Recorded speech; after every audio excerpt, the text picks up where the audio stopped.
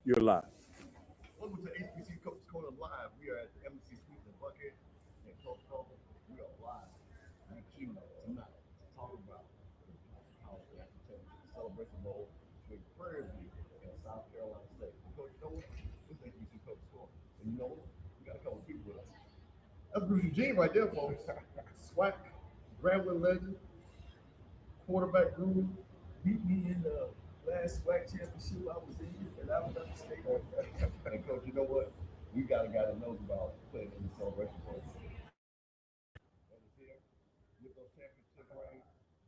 So listen, guys, we're going to have a great time. We want to thank the MC Suites and hey, another Florida A&M rep, Patrick Lee, for having us here. So anytime you come to Atlanta, come to the MC Suites.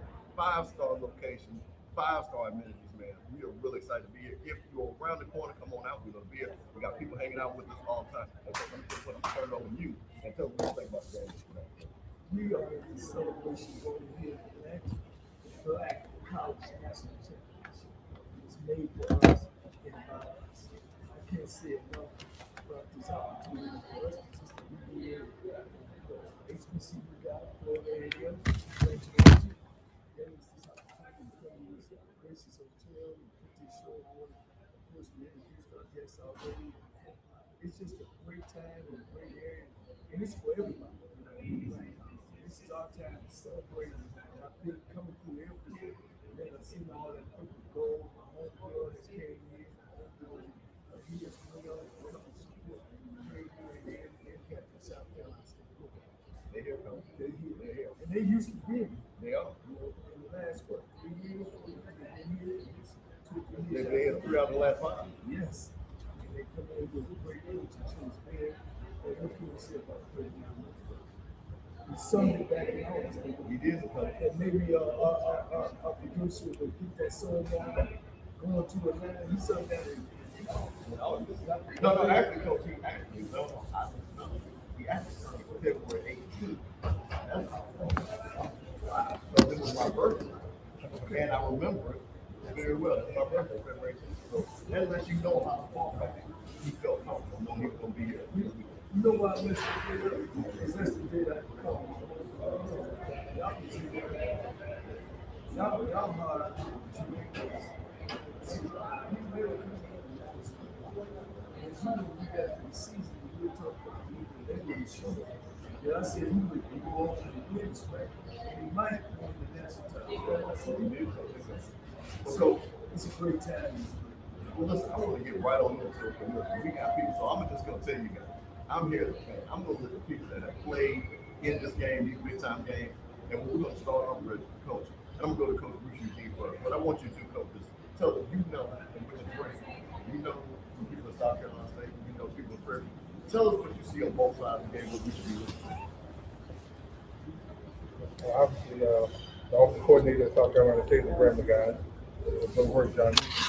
But on the South Carolina State, they got to get the coach play.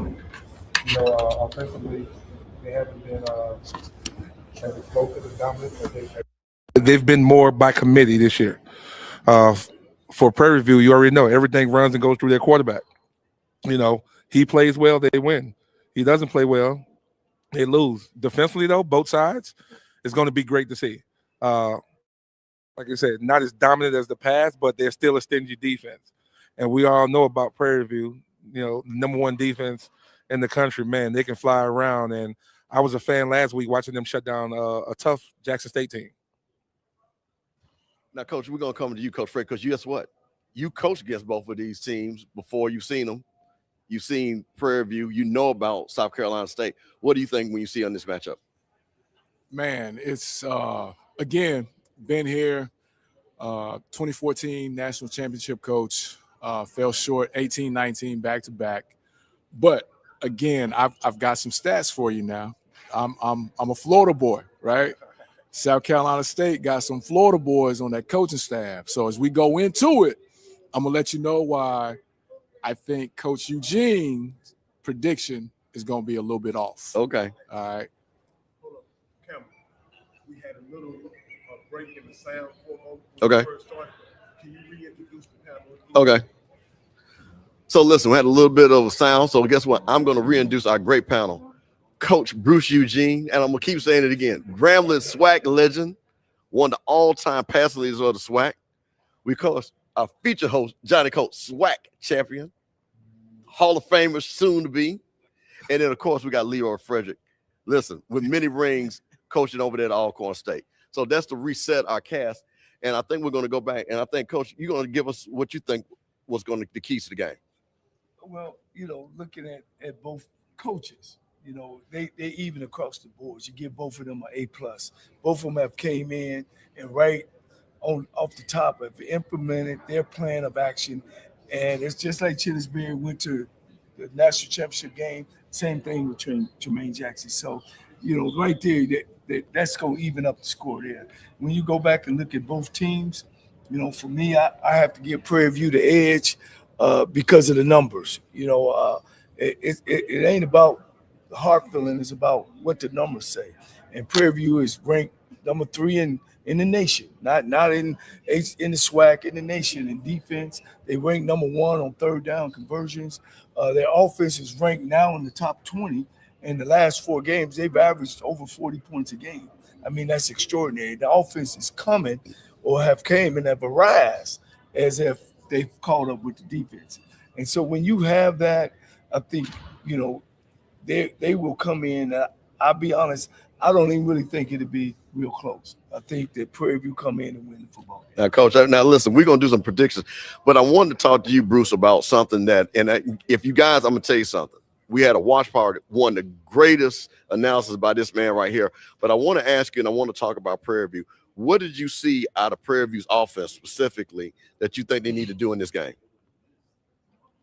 They need to open it up a little bit more. Everything during the SWAC championship game was a motion, fake the jet sweep, quarterback counter, jet sweep, quarterback ISO. So I feel like they went to the well too many times. When they started to open up more and more 4 and 5 wide receivers and play in space, they started to move the ball quickly. They got their wide receiver more active in the second half. I think in the first half he didn't really do too much, but in the second half he got loose for some deep balls and things like that. So they need to be a little bit more multiple.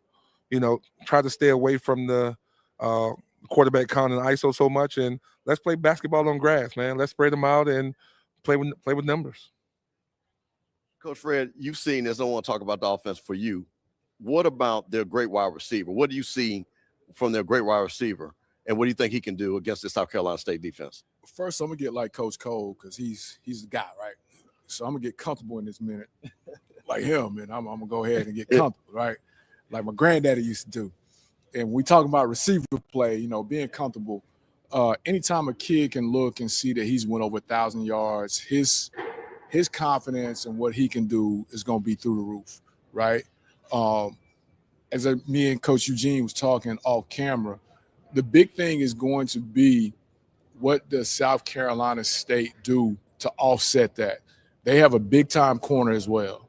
Will he travel or will he stay right side or left side? To me, he needs to travel with him. If he travels with him, if you go and you look at the numbers for Prairie View, the number 2, number 3, number 4 guy, they're all even, right? Now we're going to make somebody else make a play with the lights are the brightest. And we're going to X your guy out because we're saying our guy's the guy, right? I think he just won an award actually for the MEAC Defensive Player of the Year or something like that. So our guy versus your guy. And we saying he going to X him out. Now we're going to see who else you got, because now if we can do that and hold up, Mr. Campbell, this is why Coach prediction is going to be a little bit off. We can add somebody else to that box to try to stop that run where they try to get extra hat with the quarterback run and so on and so forth. Now, because we ain't worried about him. Our guy got him. We ain't worried about them other guys. Now we can scoot somebody else to the box, and now we get that 8, 9, 7 guy, in that box and kind of make them do something they don't want to do. I got one more thing. I know Coach touched on the coaches earlier, with Tremaine and Coach Chennis. And like I said, they're both even mentality-wise, with their team taking on their mentality. But I would have to say, being that Coach Berry has been there before, it's a lot different when you get there that first time and now you find guys trying to do too much. You know, those lights come on, they get bright, and they're trying to do too much. And it's a championship game. I need to do this. But the South Carolina State team, they've been there before. They were there last year. Yeah, just slow up, youngster. Let's make sure. I think 365 days ago, I think Tremaine Jackson was setting in the national championship game on national television as well. One of the things that he did do is brought players with him from Valdosta that have been there and played in that championship game. But that could be a edge. But one thing about when I look at the numbers. I mean, you don't have a back that have rushed over 500 yards. True. Your receiver, your quarterback is averaging 286 yards, but you've been sacked 24 times. I didn't even count 33 because it was by a Division I program. You're hiding something there, meaning that you don't have a back at 1,000 yards. Now, Eugene, you won an All-American, and not only did you throw for hundreds and thousands of yards, y'all had a tailback that also was pretty darn good. And I know when we played y'all, we had 1,000-yard program, so I don't see those numbers with South Carolina State this year. I think they're not the team they were last year. I think, of course, Chennisberry going to have them up. Yeah. Now, you're right about that. He's going to have them up and ready to go. But, like Mike Tyson say, when that punch gets 6 inches close to your face, then you're going to really know what type of game. I just think that their Prairie View is sound. I think they're peaking at the right time as a team. And, coach came in to implement. Anytime a coach could sing, they had to hear that. Man, that was rough enough. But I think they're peaking at the right time. Their offense is catching up with your defense. Too, Eugene, that offense is always behind the defense, And, of course, Coach Fred, you've been on both sides of the ball. But I think now that Cam Peters has got it going in the right direction, man. Again, I guess I take one out your box. He's got to have that same game that he played last week, and I just feel real good about the Panthers that they here, they ready to go, and they're ready to play this game next week. South Carolina State also is coming off a layoff. That also can play a part because again, the MEAC finishes earlier than the SWAC, so those 2 to 3 weeks can really come into. It can hurt you or it can help you healing some of your players sitting out. But injuries, yeah. I don't know. You've been a player, and I think we set out some before we played in the SWAC championship. I hated it. I hated it. Let's keep going. Yeah. What about you, Coach?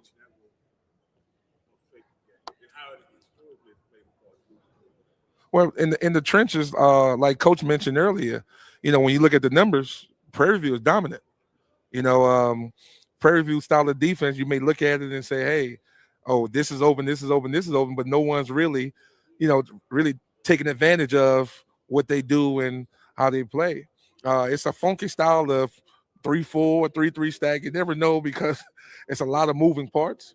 But I think if with this layoff with South Carolina State, you didn't know who to prepare for because you had Jackson and you had Prairie View that had to play the game. So given a week worth time when you know who you're playing and trying to cram it in, it's a tough style of defense to play against. Not so fast, my friend.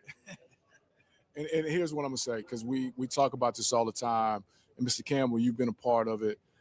The difference between the layoffs, right? It worked in MEAC favor one time before where they had a quarterback who was hurt, had surgery, was able to get himself together, right? And then it worked against them when a team came in and was ready to go, which I say was last week, right? Last year. Because at that point, Coach Taylor had those guys ready to play.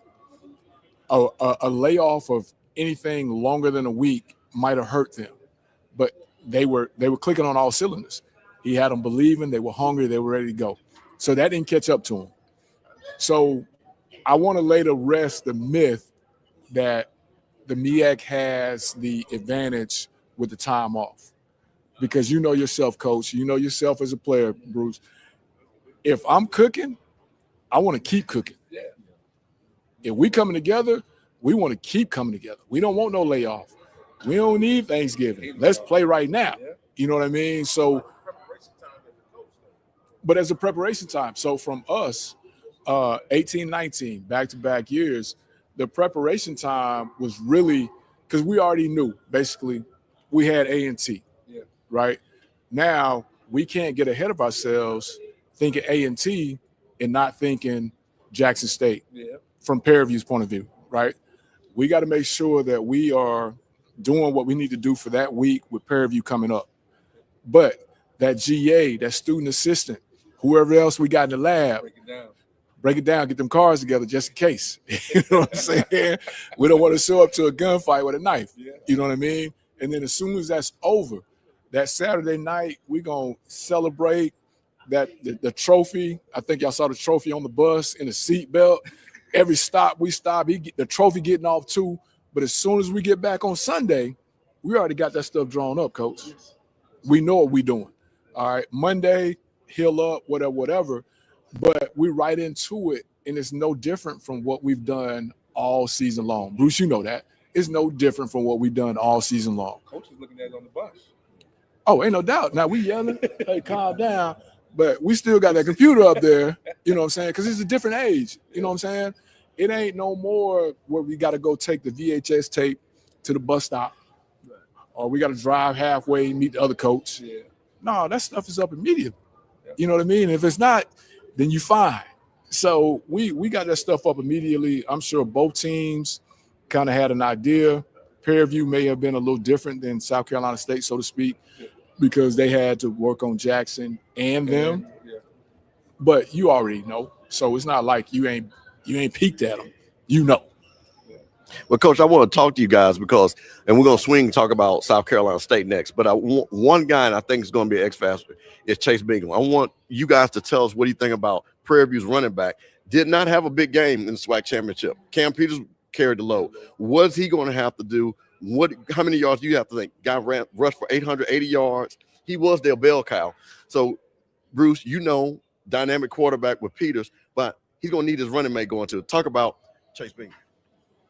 Well, first of all, you have to find different ways to get him loose. You know, we can't just constantly run him zone, because, again, teams going to key in on that. So you got to find some other little wrinkles to put in to get him free.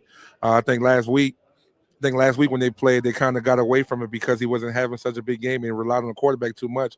And you don't want your quarterback taking all those hits in the game like this because now he got to survive 4 quarters. Even though this is the last game of the year, you still don't want him to take those type hits because as the game wears on, those hits hurt. So I think this week here, you got to find different ways. Like I said, spread them out. Play with the numbers in the box. Every now and then you can go in your tight formations and run some counter and power and everything else. But with me, spread them out. Let's allow him to go one-on-one versus linebackers. You know what I'm saying? Let's do some traps. You know, let's run some counters out of the spread where now the quarterback is reading the backside in rather than, you know, regular counters in the condensed formation. So I think this week here, if they want to have a big game, I'm saying we because I'm a SWAC guy. You know what I'm saying? But you know, if Prairie View want to have a big day, especially Chase, you gotta get him started early. If not, and you let Coach Berry and that defense gain some confidence in stopping you, it could be a long day for her. What do you think about that, Coach, about the running game of Chase Bingham? Oh, You can go ahead, Coach.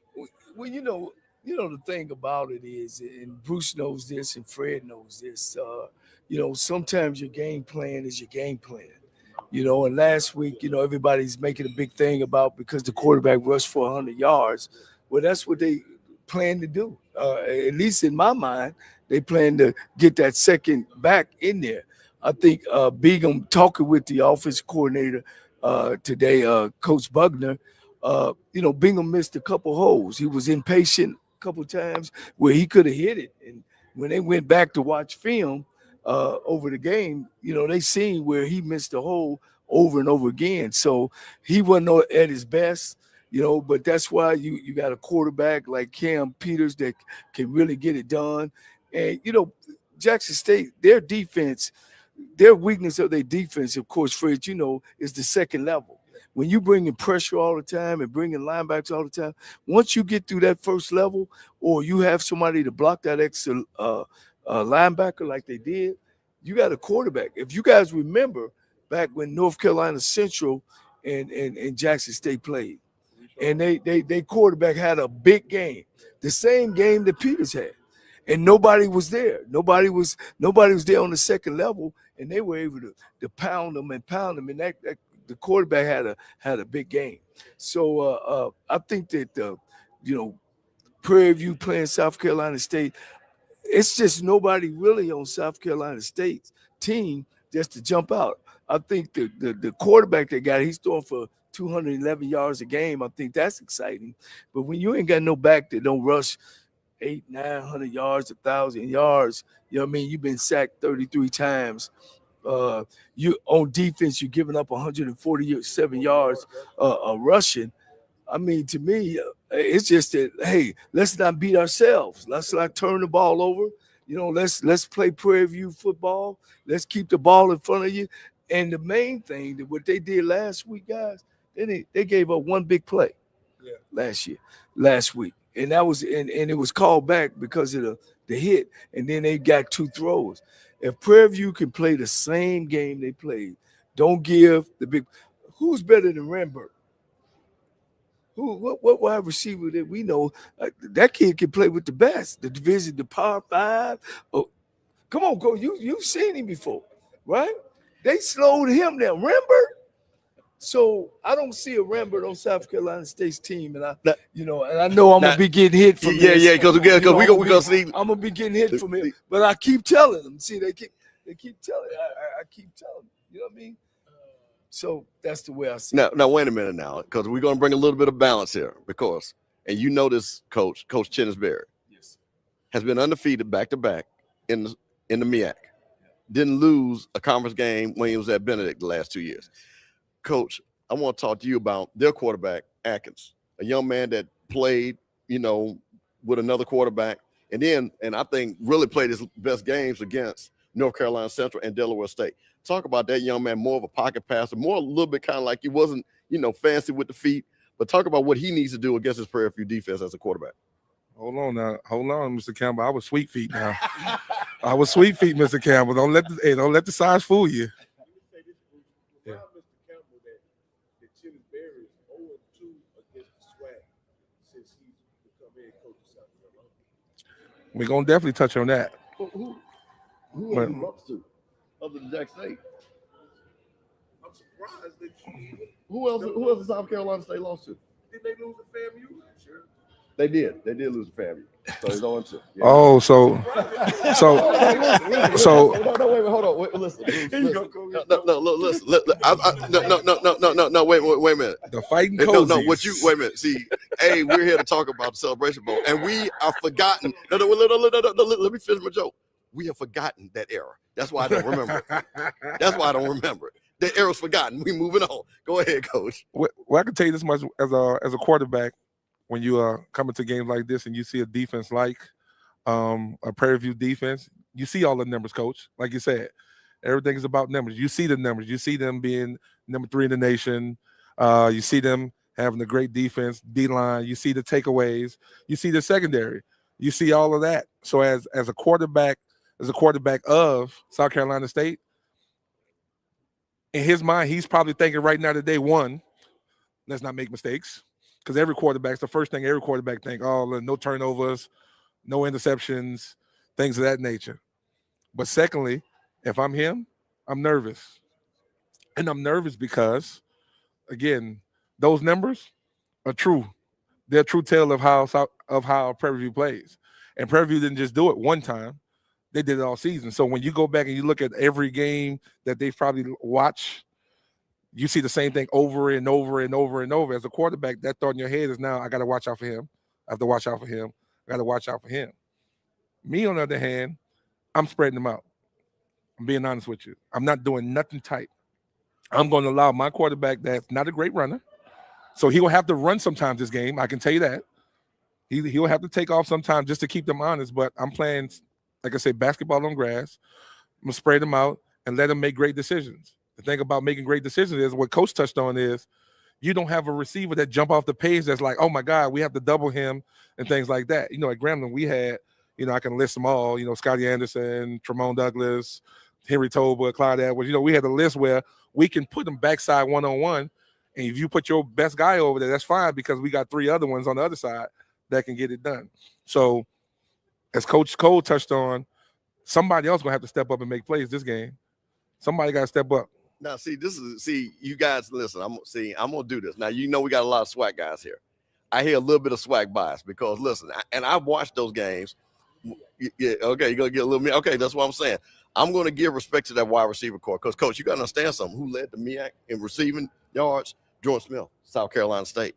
You got to understand something. They've got another kid, Jalen Johnson, who had a big game that we saw in those last 2 games. So, again, we're talking about guys. They're a passing offense. Mr. Campbell, who's in the MEAC? Let's wait a minute. Now, wait a minute. Now, here's the thing. What people in the MEAC will say they're out of conference is stronger than what happened to SWAC. Come on, Coach. I think you got something for it. I mean, you were heading that way now. They got 4 guys, right? And let me get back in my coach mode right here. My guy, let me get back in his mode, right? CB, because I can't say his name because I don't want nobody to say I'm tampering with my next spot, right? CB, freshman, true freshman, right? Was missing holes when the lights were the brightest, right? Yeah. Those lights are going to be even brighter tomorrow.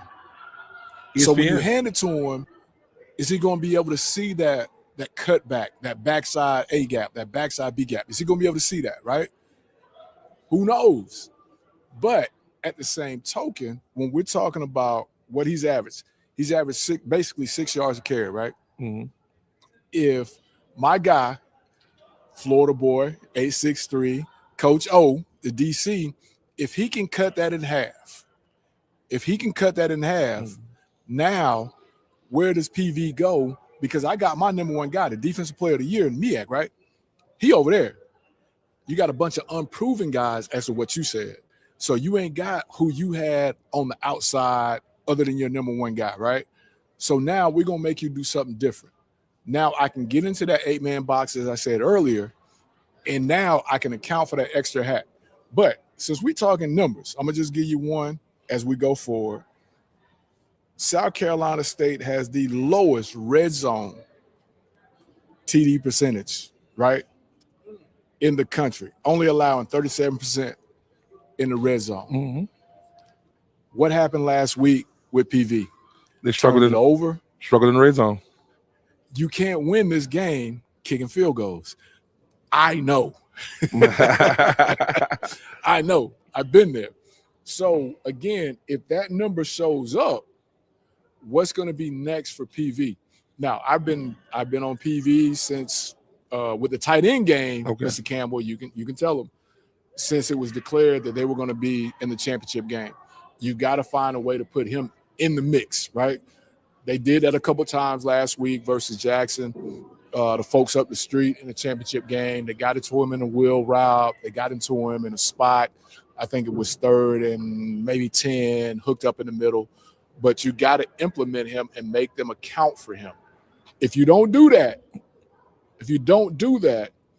and you get in the red zone and you can get field goals, I think it's a dice game at that point. So if they take their best receiver and put in the slot, do you have your DB follow him?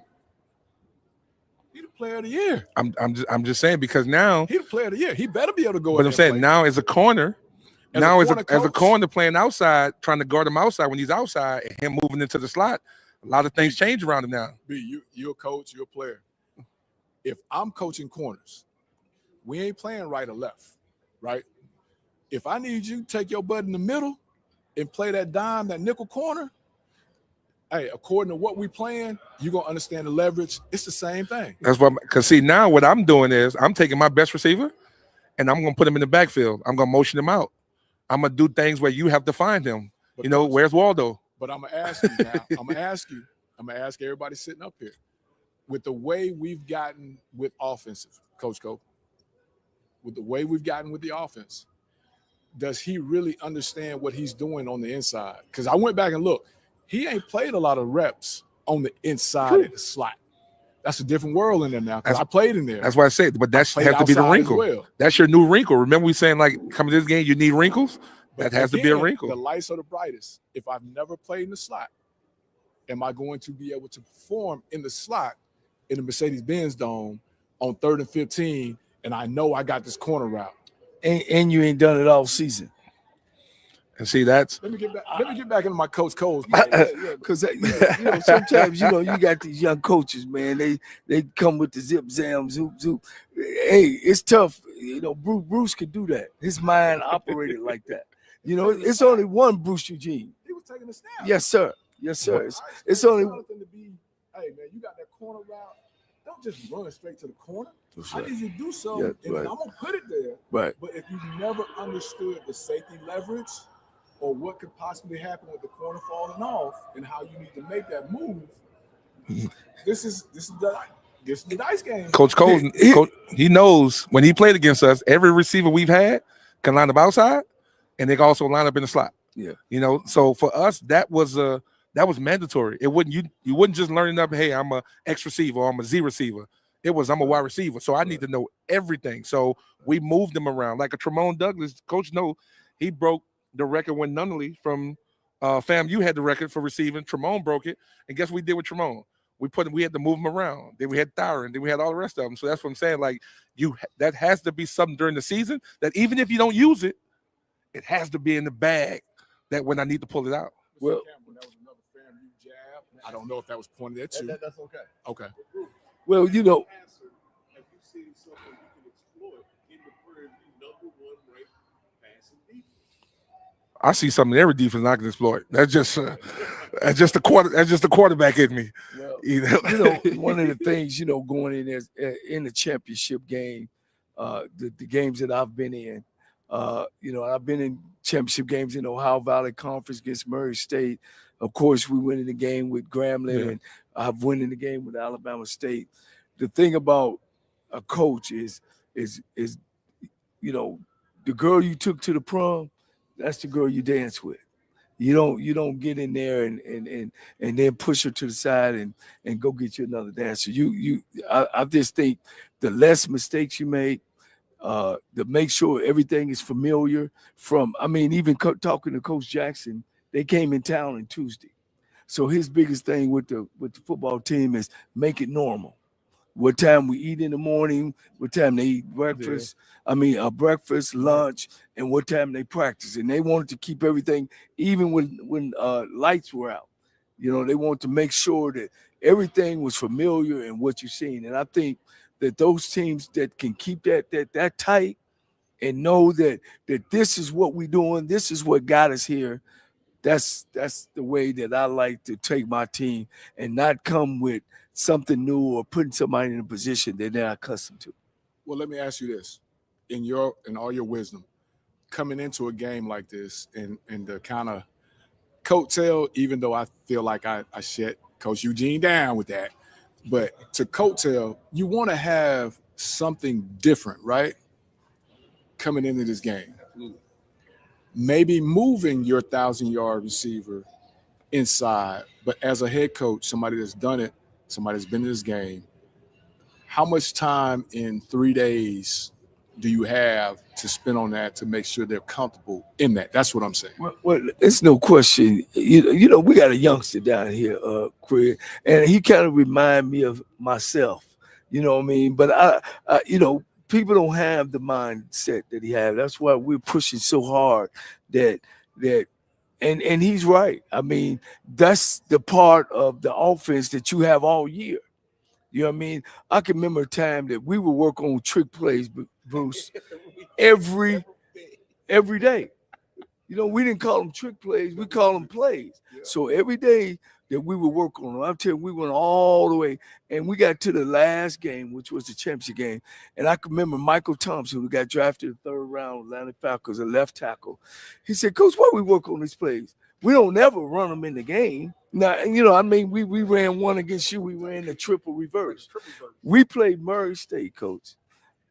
Look, I ran every trick play that we had, and all of them scored, Coach. Our quarterback threw for 5 touchdowns, and we had a play where he actually went out for a pass, and he would have caught one himself. So I see where young OC down there, He is. But I don't think knowing Chennis Berry, me and Chennis met with Chicago Bears. We was there with one of those NFL opportunities. Chennis is an O-line guy. O-line guys but he can throw it too now. Now he know how to throw the ball too. I don't see him doing that. I see him coming into a game. I see him making sure that everybody is on cue. From the way they dress, the way they show up, and win the day. I don't see him doing that or putting some type of wrinkle in there, because it's tough taking a kid, I think, that ain't never done it and then put him in the backfield and motion and all that kind of thing. I don't see that happening, but hey, Bruce, maybe we'll see that. But wait a minute, Coach. I think what a lot of people want to know, because I researched this and I want to talk about this. So you got Michael Luntz, first team All-MEAC, second in conference sacks. You got this running mate Barker, second team All-Conference. So Bruce, when you got two All-Conference defensive linemen, what do you think and what do you expect of Prairie View offensive line, especially when a guy that's coming for the quarterback like that, like Luntz? Well, it all depends on how much you respect them. That's like I played against Robert Mathis, and we blocked them one-on-one. We took the running back sometimes and chipped them, but a lot of times our left tackle walked into the game and say, yo, coach, don't help me. So when you got a confident left tackle like that, you got to trust him and believe in him and, do as he said. Now, if he starts to get beat, then you got to, like you say, everybody got a plan until they get punched. And let me say something about all conference, and Bruce know this. Just like we had Cam Beaters that didn't make second team. That was quarterback. Yeah. And he threw 1,000 yards more than Jacoby. Not just saying that Jacoby is slow, because we all know he's a great quarterback as well. But sometimes politics get into the all conference. Let me vote on this guy because I want my guy. And that's the behind the scenes stuff, Bishop, that you don't know. Is let me vote on this guy and I'll make a phone call and you vote on that guy because I need my guy in there. My guy played, and a lot of it's opinionated, and a lot of it's slick. They New York City, So is all conference have some of the best players there? Yes, but sometimes a kid will slide in there that has no business being in there. But Coach, I got to ask you a question though. 8.5 sacks. Didn't nobody vote for that? Those are plays that were made on the field.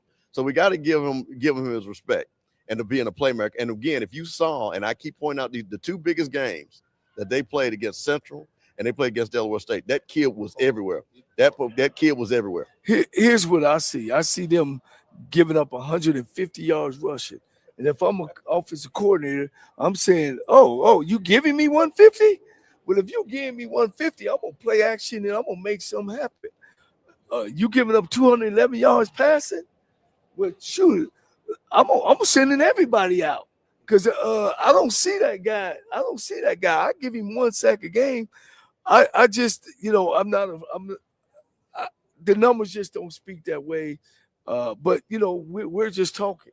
When you get in the game and things happen, and that's one thing about an HBCU, guys, because you guys know I coached in Ohio Valley Conference and I've coached against the PWIs. What you see is what you get. But in the SWAC and in the MEAC, man, you might have a guy be like, man, where this guy come from?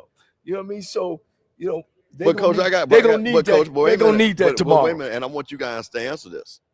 They played a tough FCS leading rushing Delaware State, and they put them in the box, Coach. So does that not prepare you for a game like this, Bruce? It definitely prepares you, but each game is different. You know what I'm saying? Like each game is different. Like you can see that, and it could be like everybody had an off day, or today we wasn't locked in. You know how it is. These days, these kids, their mind be everywhere. You got to try to keep them locked in as much as possible. But if I'm Prairie, that's what I'm looking at. I'm looking at that game, and I'm like, okay, if you gave up this, let's see what they did, so we can see how we can take a little of that and sprinkle it into what we do. Yeah, and my understanding, Rocky, my man behind, they gave up 424, wasn't it? They gave up 424 yards to them. And the thing about Delaware State, now, Fred, and I'm gonna give you this mic, they were just one-dimensional. Yeah. And everybody once the big teams knew The only team that didn't know was North Carolina Central. And me and Trey Oliver talked about that. He didn't make them one-dimensional, but Morgan State made them one-dimensional and had them beat. And had them beat. They had them on the ropes. With State and missed the field goal. Had them on the ropes. Here's what you think. And here's where it goes back to that 863 bias, that Florida boy bias. Coach O'Dowd for the DC. All right. He did what he had to do to win that game, right? Okay. But we all know what Dale State and Coach Jackson did, right? To win games. Yeah. Right. We understand. That kid was probably the best kid in HBCU football. All right. You knew he was going to get the ball. You couldn't stop him. Yeah.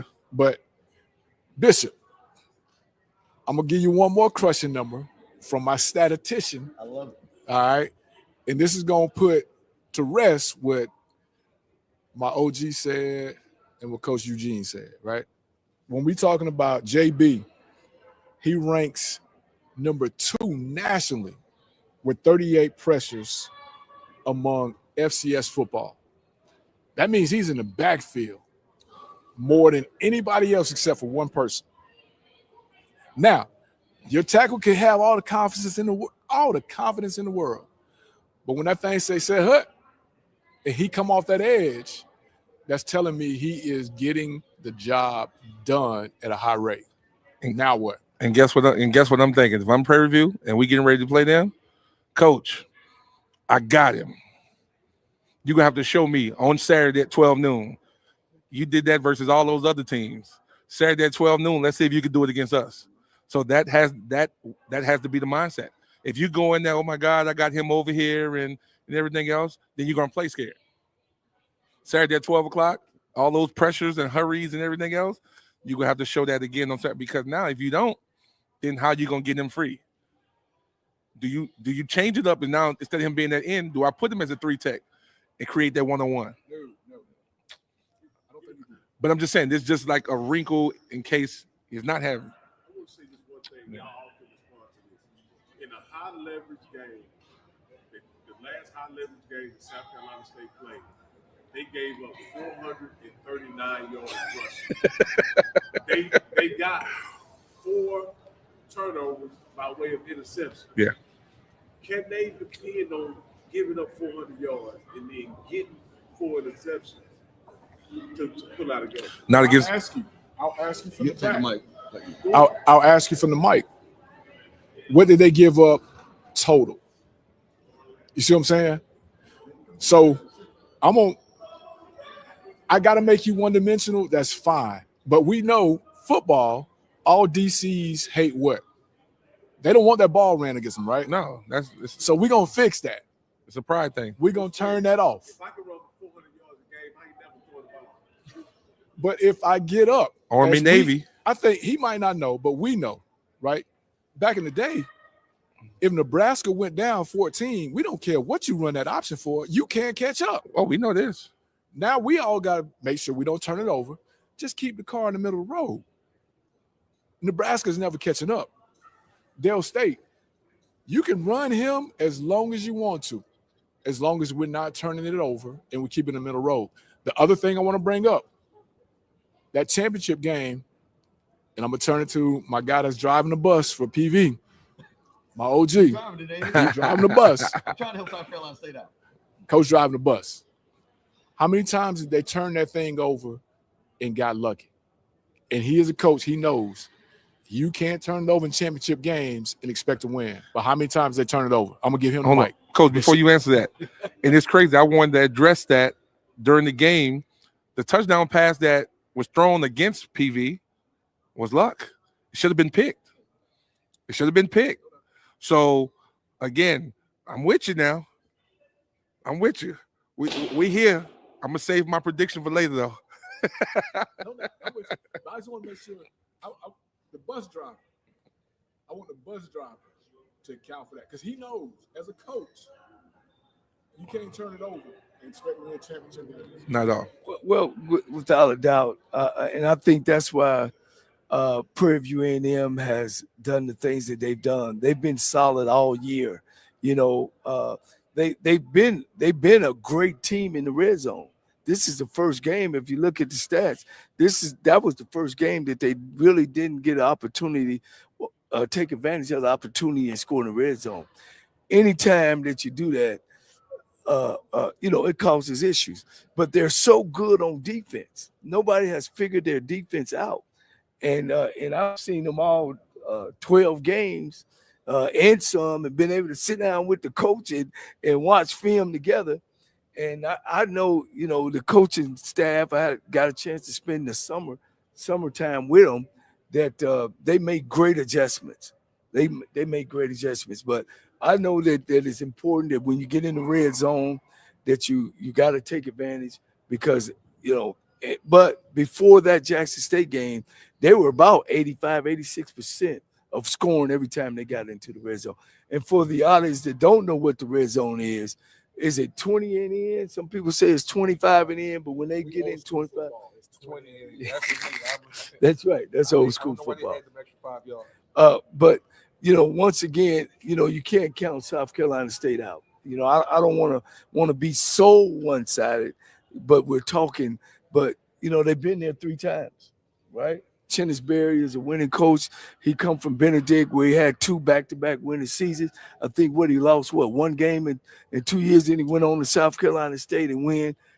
I hate to, y'all know how I am on that. It ain't what it looks like. It's what it is. And I just think that Prairie View A&M is what it is. We stand up here and we put all the Christmas tree, and if it ain't no gifts under there, that's a dead Christmas tree to me. Now, see, I got a lot of my South Carolina. My man Blue Jay is in there. He's saying, Mr. Campbell, listen, keep fighting for us. But see, I'm gonna tell you something, Bruce, and Coach talked about it, but I think this is important. Chennisberry and this team is coming back. You know what it's like to be back to back to back, actually. So talk about how much, again, and I want to say this. Tremaine Jackson, great coach. Prairie View hasn't been in this place before. This is totally new. And I'm talking about the fans. I'm talking about the school. You talking about my folk out here I'm happy they're here, but listen, Coach, South Carolina State, and Bruce, you gonna understand? Hey, some of their mamas see back in the 60s when Prairie View was in any kind of championship. Listen, but Bruce, I think is important. I think this is an advantage South Carolina State has. These guys, and first of all, they want to have redemption. They did not have a great game against Jackson State. Only scored 7 points. Talk about the experience of being here before. So I addressed that earlier when Coach Cole was talking about Tremaine Jackson and everything else, and I told him the fact that Chennis has been here and that team, that's not the same team from last year, but it's a lot of returning players. So they still have that bad taste in their mouth from losing last year. So that's been their driving force this year to get back there to change the outcome. Now, Coach say, Coach Jackson brought in some guy from Valdosta, and all that's great and fine, but they've never been in that Mercedes-Benz Stadium under those lights. They've never been in the SWAC. They wasn't in the SWAC championship game for the first time, and they did a great job there. But now, like you said, the Celebration Bowl, all those lights and people, the bands and everything, like our coach used to say, the band's going and cheerleaders and the dancers and everything else. Guess what? You get on that field, you start to look around, you forget there's a football game that needs to be played.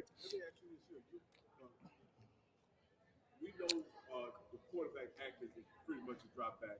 Yeah. I've always liked Stubblefield, the backup. He's more of a dual. He's athletic.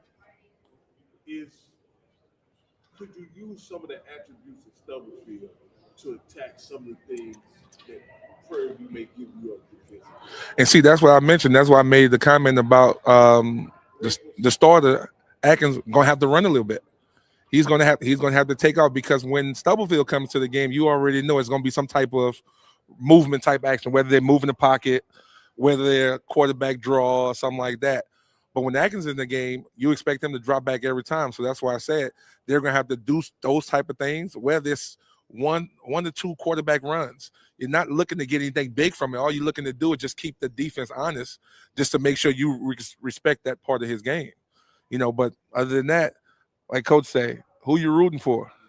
Well, one of the things that they failed to realize too, he brought 7 of his staff members on that Valdosta staff. So everybody, as far as the coaches are concerned, have been here before. You know, I want to send a shout out, you know, to our Prairie View A&M backers that came in from Houston. That, you know, I tell them when I first came to Texas Southern, man, that was the first thing I was taught. You know, look, we don't lose to that team up, and I've told Athletic Golf, the AD Golf, and Tremaine, I said, man, let me go get me a Texas Southern T-shirt, and I'll put on one of those Prairie View tops, because you know it can't touch my heart. But I'm rooting for them. You know, we swag. You know what I mean? We swag, and I know we don't have no South Carolina State representative, but besides this guy here, you tell us, you went back-to-back, right, with Alcorn State to the national championship game to play North Carolina A&T. How you feel about the back-to-back? Was it important? But did y'all win or y'all lost back-to-back as well? We lost back-to-back, but those A&T teams were different, right? Yeah. They were different. And, you know, I can say that first one we lost because when we won that first one, Coach, I'm going to tell you, when we won that first one, I think our kids took their foot off the gas because we won the SWAC championship. This was just added. This was extra. You know what I mean? I don't think they really understood it. That second one we lost, that was just a better team. You know, Coach Washington had those guys rolling at the height. I think they beat Duke that year or East Carolina or something like that. He's got a famous meme where he's like, bring my money. You know what I mean? We ran into a buzzsaw that year. You know what I mean? But we still competed at a high level. The thing that I think Coach Jackson has probably had to guard against the most was that, hey, SWAC championship, we had a great time in Jackson, but we're not done, right? Was that message sent all the way through the team, through all 85 of those kids? Are they really understanding that we got one more to go? Or are they really like, man, we won the SWAC, we good. This is added. Is there a player in this game that tilts the scale to what one team or the other? That's what I'm glad you asked. I want to hear. This. I got stats, right? I came prepared. Mr. Campbell said we doing this live show. Numbers guy. I wanted to make sure I was on point because I knew I was going to be sitting next to the OG, and I had to be on point, right? No stats, but MEAC stats. I'm about to take my swag away from you. So the MEAC part comes from, like I said, Coach Odaf or Coach Styles. I coach those guys. They Florida guys. They Polk County guys. Absolutely. I feel like I raised those guys, right? The cornerback, J-Dub, has one of the highest forced incompletion rates in all of college football. This is South Carolina. South Carolina State, right? 28%. All right. Less than 40% reception rate when he is the primary defender, which meaning is, Mr. Rock, if I'm following this 1,000-yard guy, PV guy, wherever he go, right, left, it ain't nothing but a dice game. Now, where you going with it? And that's why I feel like that is the difference in this game, and this is why I'm riding with my guys from the 863, right? Because at the end of the day, if you can take away the one thing that they know they can get, when they got in trouble, what did they do? Backed up, threw it deep. He made the play they needed to make when the momentum was starting to swing to those people up the street, right? He made the play, made it look easy. Now, if I'm erasing him, where you going? And we make him look one-dimensional. So that's why I say at the end of the day, if Coach O gets his guy to travel with their guy, now whose game plan is going to be more flexible to what we're doing in the moment? Because right now it's one and done, and we got to make it happen right now. All that sounds good, right? All that sounds good. They got all these numbers, and it's 40% less here, and all this and everything else. But that was against the MEAC. It wasn't us. So if I'm Jackson, I'm saying he can. All them numbers matter versus MEAC guys. They haven't played us. So mindset wise, that's what's Jackson driving in their head right now. People, sorry, I'm saying Coach Jackson. I'm saying Jackson, but That's what he's driving into his guys' heads. That ain't us. They didn't play us. They don't know us. They gonna feel us come Saturday.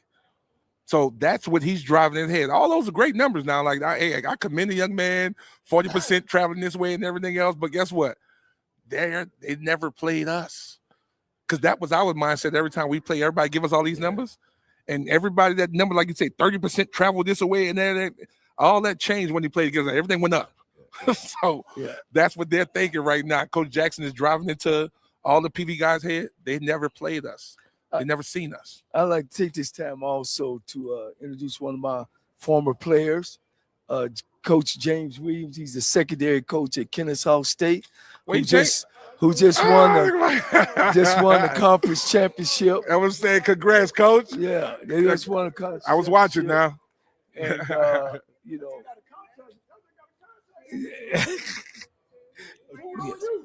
We're gonna give him a question. Yeah.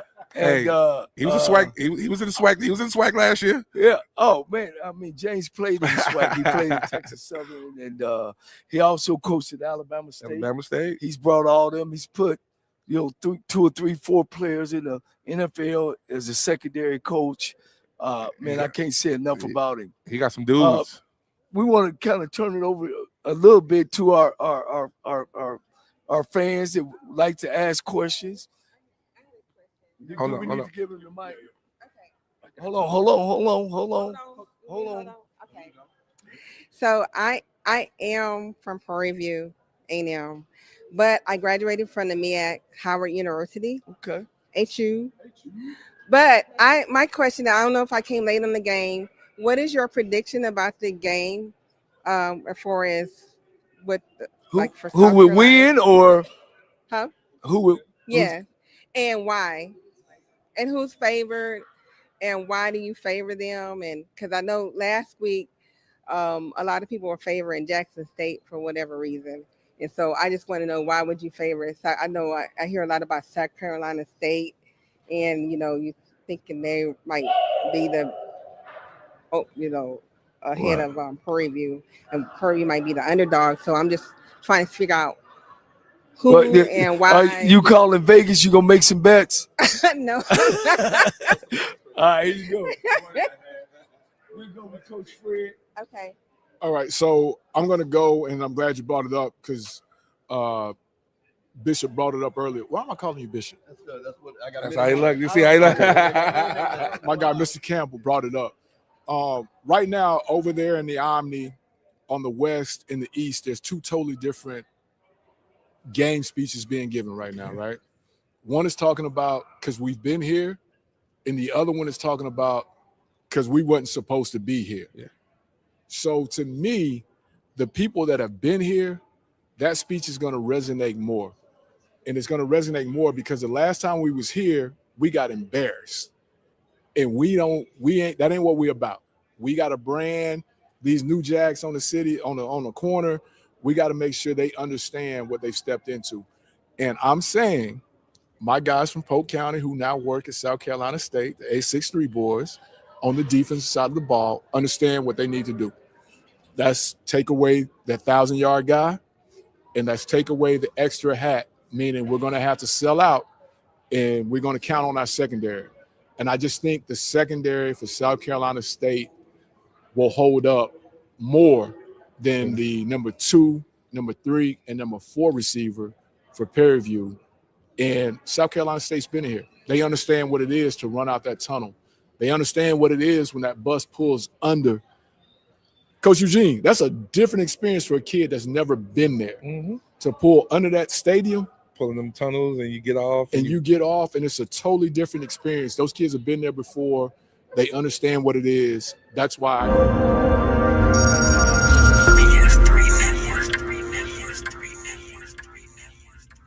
BS3 Network.